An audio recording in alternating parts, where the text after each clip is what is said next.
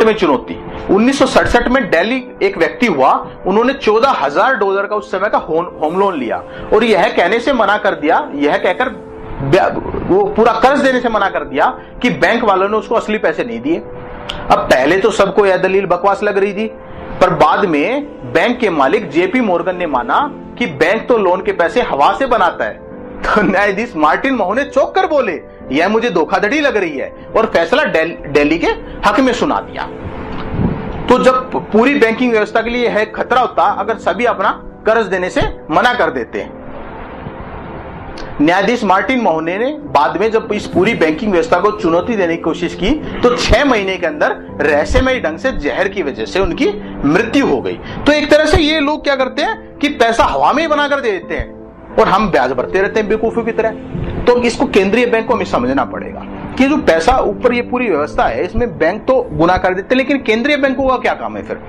तो पैसे की मात्रा को नियंत्रित करना, ये केंद्रीय बैंकों का काम है कि देश में पैसा कितना होगा उसको एक प्रक्रिया से नियंत्रित करते हैं। वो प्रक्रिया क्या है कि ब्याज दरें या रिजर्व रेशो घटाकर और ब्याज दरें या रिजर्व रेशो बढ़ाकर। ये कैसे होता है? अब मान लो किसी ने ब्याज दरें या रिजर्व रेशो घटा दी, अब उससे क्या होगा कि क्योंकि सारा पैसा कर्ज पर पैदा होता है, कर्ज से ही आता है, तो अगर लोग ज्यादा कर्ज ले लेंगे तो पैसा ज्यादा हो जाएगा दुनिया में, कम कर्ज लेंगे तो पैसा कम हो जाएगा। तो जब ब्याज दर और रिजर्व रेशो घटा देते हैं तो पैसा बढ़ जाता है क्योंकि सस्ता ब्याज मिल रहा है। और रिजर्व रेशो घटाने का मतलब क्या है कि अब वो पैसे को बैंक ज्यादा गुना कर सकते हैं, तो इससे पैसे की मात्रा बढ़ जाती है, इससे महंगाई का दौर आता है लेकिन निवेशकों के लिए अच्छा हो जाता है। तो ये लोग ब्याज से और निवेश से दोनों से कमाते हैं।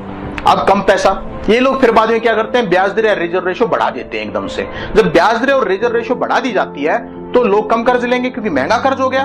तो अब क्या होता है कि मंदी का दौर आता है। मंदी के दौर में इन लोगों को सब पहले से पता होता है, तो ये लोग अपना स्टॉक मार्केट से पैसा निकाल लेते हैं, अपना सारा इन्वेस्टमेंट हटा देते हैं, और इन लोगों को पता है कि अब हम ब्याज दरें बढ़ाने वाले हैं। तो इससे लोगों के करोड़ों का माल कौड़ियों के भाव में लूट लेते हैं। मान लो किसी एक व्यक्ति ने एक फैक्ट्री लगाई, जब सस्ता कर्ज था, जब महंगा कर्ज हो गया तो पैसे की मात्रा कम होगी, तो मंदी का दौर आ गया। अब मंदी का दौर आ गया तो उस करोड़ों की फैक्ट्री चल ही नहीं रही है, तो करोड़ों की फैक्ट्री को लाखों में बेच देगा, खरीदेगा कौन? अंत में सारा धन नीचे से ऊपर की ओर बढ़ रहा है। तो ये पूरी व्यवस्था आप इस तरह से देख सकते हैं। अब इसको थोड़ा सा और आगे समझाते हैं। महंगाई तो सबको समझ में आता है, एक जन साधारण व्यक्ति को सबको समझ में आता है कि महंगाई क्या है, लेकिन मंदी क्या है? लोग अधिकतर समझते हैं कि मंदी आ गई, पता नहीं क्या आ गया भाई, भूकंप आ गया, क्या आ गया, मंदी को क्या चीज है। व्यापारी लोग तो समझते हैं, लेकिन अभी हम समझा देते हैं। जब बैंक पैसे की कमी कर देता है तो चीजों की मांग घट जाती है, वस्तुएं भी होती है और लोगों को जरूरत भी, पर पैसा ना होने से लोग खरीद नहीं पाते हैं। बिक्री ना होने से हर किसी का काम धंधा ठप पड़ जाता है, इससे लाखों लोगों की नौकरी चली जाती है और पढ़े लिखे होने पर भी युवाओं को कोई रोजगार नहीं मिलता। और इसमें या तो वे अपने आप को दोषी ठहराते हैं या भगवान को दोषी ठहराते हैं, जबकि समस्या क्या है कि पैसे की कमी कर दी है, और पैसे की कमी होने से ये पूरी व्यवस्था काम धंधा सबका ठप पड़ जाता है। अब करोड़ों मजदूरों को भी कोई काम नहीं मिलता, क्योंकि जो मजदूर काम करते हैं तो वो भी कहीं से पैसा आना है, तो जब पैसा एक आदमी की से रुक गया तो दूसरे आदमी तक पहुंचने से रुक जाता है। इस तरह से वो जो पूरी साइकिल होती है वो पूरी टूट जाती है। तो इस तरह से पैसा, एक तरह से पूरी व्यवस्था जाम हो जाती है। तो इस तरह से कोई काम धंधा ना मिलने से उनके पास कोई काम नहीं रहता और वो ऐसे ही बैठे रहते हैं। मजदूरों को काम ना मिलने से पैसे के अभाव में देश में खूब खाना होता है, खाने की कोई कमी नहीं देश में, लेकिन रोटी तक नसीब नहीं होती। और सरकार लाखों टन अनाज सड़ने देती है, क्यों? क्योंकि उसको खरीदने वाला कोई नहीं है। सरकार क्या चाहती है, फ्री में क्यों बांट दे? सरकार कहती है पैसे लाओ, और पैसा कहां से है? पैसा उन्होंने कम कर दिया है, तो बेचारे लोग भूखे मर जाएं पर हम अनाज नहीं देंगे। तो इस तरह की व्यवस्था चलती है। अब देखो, करोड़ों लोग रोज भूखे सोते हैं और इससे होने वाले कुपोषण से और बीमारी से हर रोज हजारों बच्चे मर जाते हैं। विश्व बैंक का आंकड़ा है कि हर रोज 34,000 बच्चे भूख और कुपोषण और इनसे होने वाली बीमारी से मर जाते हैं। यानी हर रोज सुबह सूर्य उदय होता है उससे पहले 34,000 बच्चे मौत की नींद में, गहरी नींद में सो जाते हैं। तो ऐसी व्यवस्था चल रही है।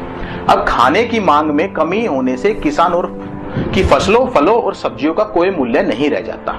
एक तरह से पूरी व्यवस्था का चक्का जाम हो जाता है।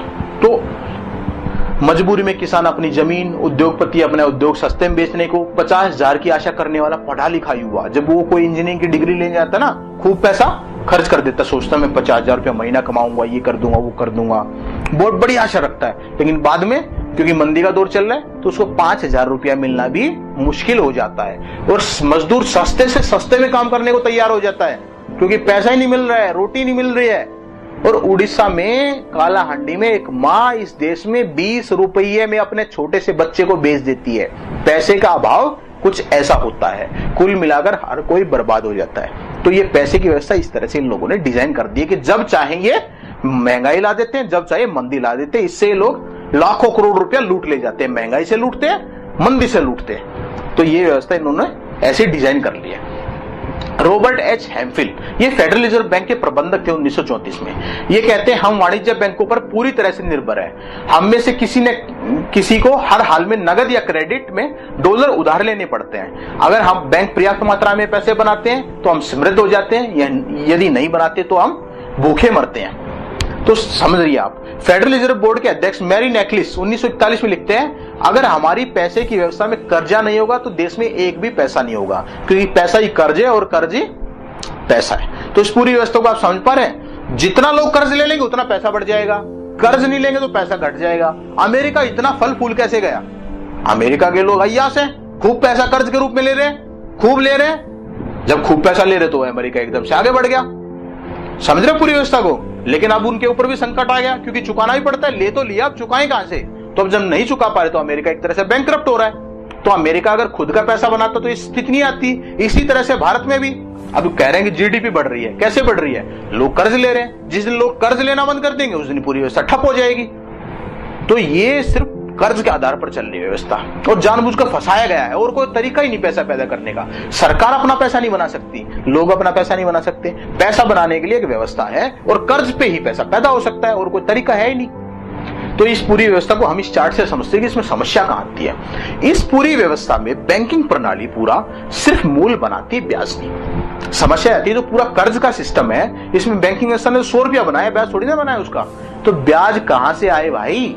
आप समझ रहे हो? मान लो केंद्रीय बैंक ने 100 रुपया बना दिया और कह रहे हैं कि 110 लौटाओ, है ही जब बनाई 100 है तो 110 कहां से लौटाएं? इस पूरी व्यवस्था को हम समझने के लिए मान लेते हैं। मान लो कि 100 लोग हैं और मान लो कि सरकार भी है।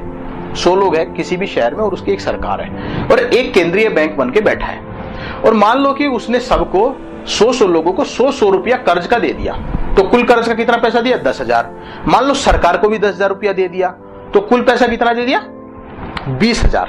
और कह रहा है कि मान लो 10% ब्याज के साथ आप हमें 22,000 लौटा दो। अब पैसा ही बनाकर 20,000 दिया है और मांग रहे हैं 22,000, तो पैसा कहां से है? वो 2,000 कहां से आएगा? कहीं से नहीं। लोग आपस में लड़ेंगे, सरकार कर्जे में रहेगी और कर्जे में ब्याज चुकाना पड़ता रहेगा। वो लोगों पर ज्यादा से ज्यादा टैक्स लगाएगी, लोग टैक्स चोरी करने के लिए सरकार को लूटेंगे, वो एक दूसरे को लूटेगा, सब एक दूसरे को लूटने में लग गए क्योंकि सबका अपना 100 को 110 करना है। हर किसी को 100 का 110 करना है और सबका 100 का 110 हो ही नहीं सकता। कैसे हो जाए? 100 का सबका 110 कैसे हो जाए? एक का अगर 110 होगा दूसरे का 90 रह जाना है, उसको भी 110 करना है। तो इस पूरी व्यवस्था में ऐसे ही चलता है। ये कुछ एक कुर्सियों के खेल की तरह है। आपने कभी कुर्सियों का खेल खेला है? म्यूजिक चेयर की 10 कुर्सियां है, 11 लोग बैठने वाले हैं। जैसे ही ताली बजी, जैसे ही म्यूजिक बंद हुआ, किसी को बैठना है, 10 लोगों को बैठना और हमेशा एक व्यक्ति इस कुर्सियों खेल में क्या होगा? खड़ा रह जाएगा। तो क्योंकि सबके लिए कुर्सियां नहीं है, तो ये बैंकिंग व्यवस्था ऐसे ही चल रही है। इस व्यवस्था में सबके लिए स्थान नहीं है, इसलिए ये कहते हैं कि प्रेम, युद्ध और कंपटीशन में हर चीज जायज है। यह व्यवस्था कंपटीशन पैदा करती है, गला काट कंपटीशन। इसलिए पूरा समाज पागल होकर अपना धर्म और कर्तव्य भूलकर एक ही चीज में लगा है, अधिक से अधिक धन कमाने में। और हमारे धर्मगुरु प्रचार क्या करने लगते हैं? अरे कलयुग आ गया, तुम त्याग दो सब कुछ, कुछ नहीं है। जबकि वो ये नहीं बता रहे कि समाधान क्या है। इसका समाधान बताओ ना। आदमी इतना हिंसक क्यों हो गया है? क्यों आदमी पागल होकर पैसे के पीछे दौड़ रहा है? क्योंकि पैसे का इतना महत्व बढ़ गया है, क्योंकि सबके पास ये पैसा हो नहीं सकता है ना, और सब अपना 100 का 110 कर नहीं सकते, और इसके बिना कुछ आता नहीं। आज व्यवस्था ऐसी बना दी है तो हर कोई पागल होकर लगा है, बनाना है, मुझे पैसा बनाना है। कोई कहे भाई साहब देश, अरे भाड़ में गया देश, हमें नहीं देश देखना है, पैसा पैसा पैसा पैसा। तो ये पूरी व्यवस्था पैसे आधारित होगी और पैसा कम कर दिया है जानबूझ के। इसलिए लोग एक दूसरे का गला काट रहे हैं, भाई भाई से लड़ रहा है, छोटी सी पैसे के ऊपर उसने उसकी हत्या कर दी, उसने उसकी कर दी, चोरी डकैती सब बढ़ रहा है। तो इस देश में समझ में आना चाहिए हमें कि ये पूरी व्यवस्था क्यों है, क्यों लोग हिंसा करते हैं, क्यों लोग ये अत्याचार हो रहा है। तो आपको शायद जो पहले सवाल किए थे उनका उत्तर मिलना शुरू हो गया होगा।